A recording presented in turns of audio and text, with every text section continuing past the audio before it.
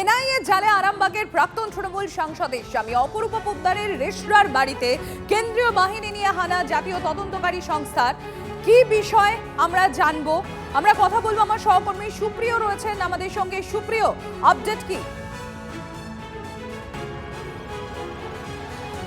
সম্প্রতি তোমাকে প্রথমেই যেটা জানাবো যে রামনবমীর শোভাযাত্রাকে কেন্দ্র করে যে অশান্তি ভাঙচুরের ঘটনা ঘটেছিল 2023 সালে, সেরকমই একটি মামলার তদন্তে এদিন জাতীয় তদন্তকারী সংস্থা অর্থাৎ এনআইএর আধিকারিকরা তারা পৌঁছে যান রিষ্টাতে তৃণমূলের প্রাক্তন সাংসদ অপরূপা পোদ্দারের যে বাড়ি, সেই বাড়িতে। এবং সেখানে যাওয়ার পর তারা শাকির আলী অর্থাৎ সাংসদের যিনি স্বামী তাকে জিজ্ঞাসাবাদ করেন এবং জিজ্ঞাসাবাদের পর ইতিমধ্যেই তাকে গ্রেপ্তার করা হয়েছে, এমনটাই কিন্তু আমরা জানতে পারছি। অর্থাৎ তার কোথাও গিয়ে একটা ইনভলভমেন্ট বা ইতিমধ্যেই বেশ কিছু তথ্য প্রমাণ তদন্তকারীরা হাতে পেয়েছেন, তার উপরে ভিত্তি করেই কিন্তু এই শাকির আলী তৃণমূলের প্রাক্তন সাংসদ অপরূপা পোদ্দারের স্বামী তাকে গ্রেপ্তার করা হয়েছে। তাকে আগামীকাল আদালতে পেশ করা হবে, এনআইএর তরফ থেকে হেফাজতে চেয়ে আবেদন জানানো হবে।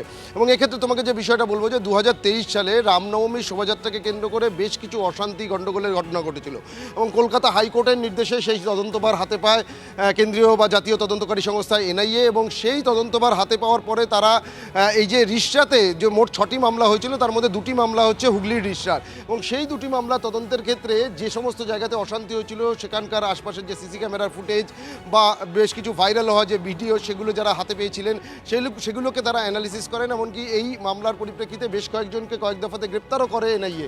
এবং তাদেরকে জিজ্ঞাসাবাদ করার পর তাদের কাছ থেকে পাওয়া তথ্যের উপরে এবং যে সমস্ত তথ্য প্রমাণ তাদের কাছে এসে পৌঁছেছে তার উপরে ভিত্তি করেই কিন্তু এই শাকির আলী তাকে জিজ্ঞাসাবাদ করা অত্যন্ত প্রয়োজনীয় বলে মনে করেছিলেন তদন্তকারী আধিকারিকরা। আর সেই জায়গা থেকেই আজ একেবারে কেন্দ্রীয় বাহিনীর জওয়ানকে সঙ্গে নিয়ে এনআইএর গোয়েন্দারা তারা পৌঁছে যান রিষ্টাতে প্রাক্তন সাংসদ অপরূপা পোদ্দারের যে বাড়ি রয়েছে সেই বাড়িতে। সেখানে গিয়ে তার স্বামীকে জিজ্ঞাসাবাদ শুরু হয় এবং সেই জিজ্ঞাসাবাদের মধ্যে দিয়ে কিছু সময় আগেই তাকে গ্রেপ্তার করা হয়েছে, এমনটাই আমরা এনআইএ সূত্রে জানতে পারছি।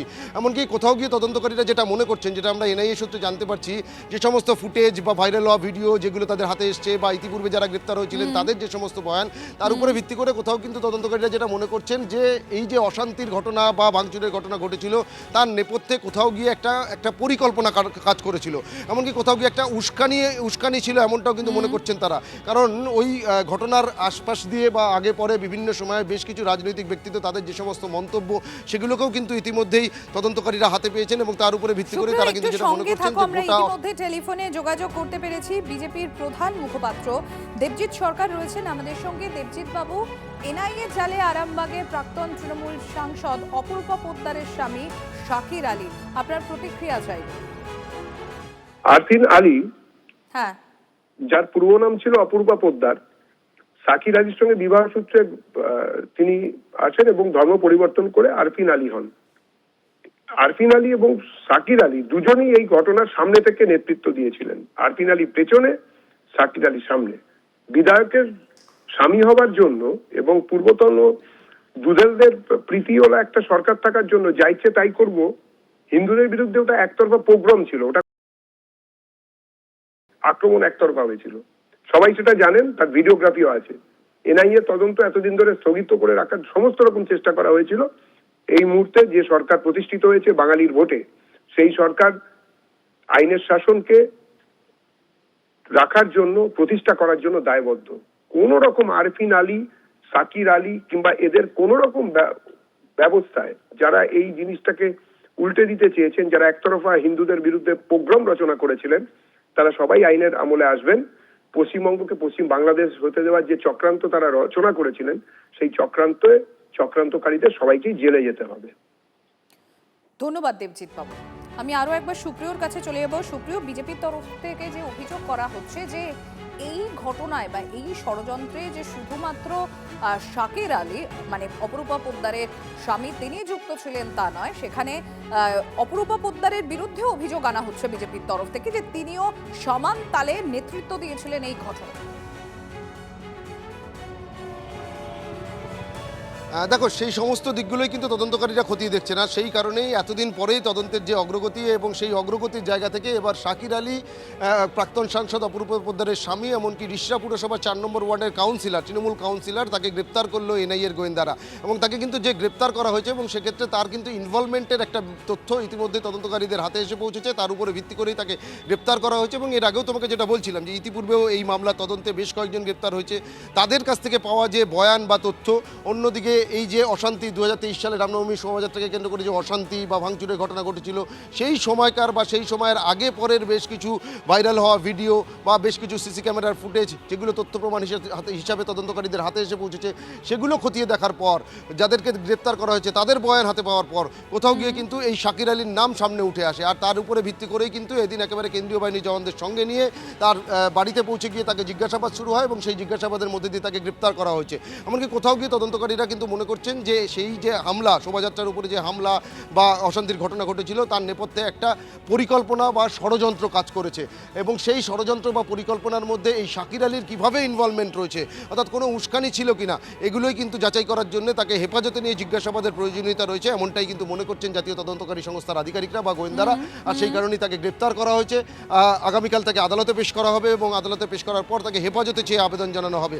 অর্থাৎ ইতিপূর্বে যারা গ্রেপ্তার হয়েছে, যাদের সরাসরি ইনভলভমেন্ট পাওয়া গিয়েছিল, এমনকি বাইরে থেকে কাউকে নিয়ে আসা হয়েছিল কিনা, বা এই যে যাদেরকে গ্রেপ্তার করা হয়েছিল তাদের সঙ্গে সরাসরি শাকির আলীর কোনো রকম যোগাযোগ ছিল কিনা, কোনো রকম কনভারসেশন হয়েছিল কিনা, প্রয়োজনে তার মোবাইলের যে ফোনের কল লিস্ট, সেগুলোও যাচাই করবেন তদন্তকারীরা। আর এই সমস্ত কিছুর মধ্যে দিয়ে শাকির আলীর ইনভলভমেন্ট ঠিক কোথায় কোথায় ছিল, কিভাবে ছিল এবং পূর্ব পরিকল্পনা বা ষড়যন্ত্র কাজ করেছিল কিনা, সেই বিষয়গুলো কিন্তু স্পষ্ট হতে চাইছেন তদন্তকারী আধিকারিকরা। সুপ্রিয়, তুমি একটু আমাদের সঙ্গে থাকো। TV9 বাংলার দর্শকদের জন্য আমি আরো একবার তুলে ধরবো এই মুহূর্তে যে বিগ ব্রেকিং এর দিকে আমাদের নজর রয়েছে। এনআইএ জালে আরামবাগের প্রাক্তন তৃণমূল সাংসদের স্বামী অপরূপা পোদ্দারের রিশরার বাড়িতে কেন্দ্রীয় বাহিনী নিয়ে হানা। জাতীয় তদন্তকারী সংস্থার রামনবমীতে অশান্তির মামলায় তৃণমূল কাউন্সিলর শাকির আলীকে আটক করেছে এনআইএ।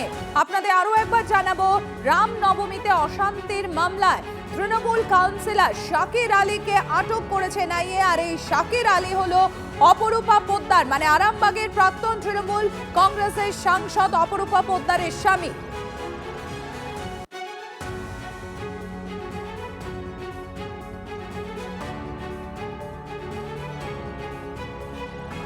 আমরা ইতিমধ্যেই টেলিফোনে যোগাযোগ করতে পেরেছি বিজেপি বিধায়ক তথা রাজ্যের স্বাস্থ্য প্রতিমন্ত্রী সুমনা সরকার রয়েছেন আমাদের সঙ্গে। সুমনা দেবী, শাকির আলী মানে আরামবাগের প্রাক্তন তৃণমূল কংগ্রেসের সাংসদ অপরূপা পোদ্দারের স্বামী, এনআইএ তাকে আটক করেছে রামনবমীতে অশান্তির মামলায়।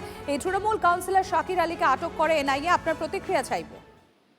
দেখুন, এটা নিয়ে তো বলার কিছু নেই, এটা তো হবে, এটা স্বাভাবিক ছিল। আপনারা জানেন রামনবমীতে কি করেছিল, তো আইনের পথে চলছে। এটা নিয়ে বাংলার মুখ্যমন্ত্রী তিনিও বলেছেন যে যারা অন্যায় করবে তাদের কাউকে ছাড়া হবে না। ন্যাচারালি সেটাই ঘটছে। অনেকে ভেবেছিল যে এই সরকার কোনো মানুষ যারা অন্যায় করেছে, দুর্নীতির সঙ্গে যুক্ত আছে, তাদেরকে হয়তো ছেড়ে দেবে, কিছু করবে না। কিন্তু সবে শুরু হয়েছে 1.5 মাস বয়স সরকারের। মুখ্যমন্ত্রী শুভেন্দু অধিকারী মহাশয়, আপনারা দেখতে থাকুন কি করতে থাকে বাংলাদেশকে, কাউকে ছাড়া হবে না। যারা অশান্তি করবে, বাংলার বুকে অশান্তি ছড়াবে, হিংসার রাজনীতি করবে, তাদের কাউকে ছাড়া হবে না। তারা প্রত্যেকে যেহেতু নিজের নানান রকমের সঙ্গে যুক্ত আছে না, এবার সব বেরিয়ে যাবে, আসল চেহারাগুলো এখন বেরিয়ে পড়ছে। অনেক ধন্যবাদ আপনাকে।